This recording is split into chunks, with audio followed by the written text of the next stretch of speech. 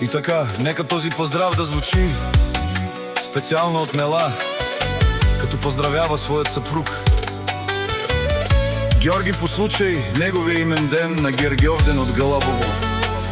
Най-якия, най-силния, с най-голямото сърце, за най-добрия татко, за най-добрия съпруг. За Георги специално, нека да е жив и здрав, каквото си мечтае да се сбъдне.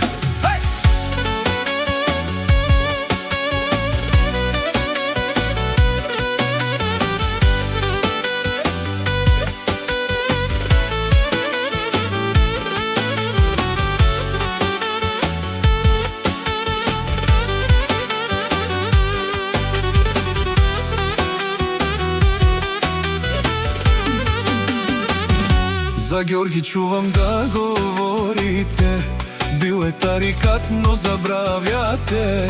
Георги всичко е постигнал, сам се е издигнал до върха и му завиждате. Жена му Нела е до него винаги, децата му са умни и добри. Георги ви показа, на всички ви доказа, че пари отиват при пари.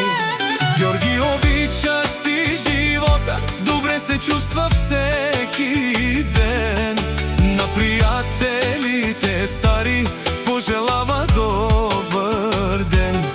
Пари си има, коли си има, от нищо няма нужда в този свят.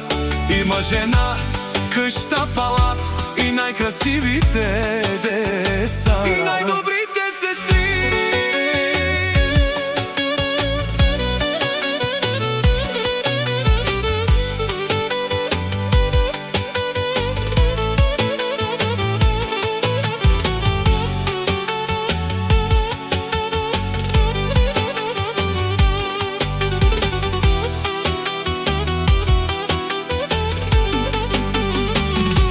За Георги чувам да говорите, бил е тарикат, но забравяте. Георги всичко е постигнал, сам се е издигнал до върха и му завиждате. Жена му Нела е до него винаги, децата му са умни и добри. Георги ви показа, на всички ви доказа, че пари отиват при пари.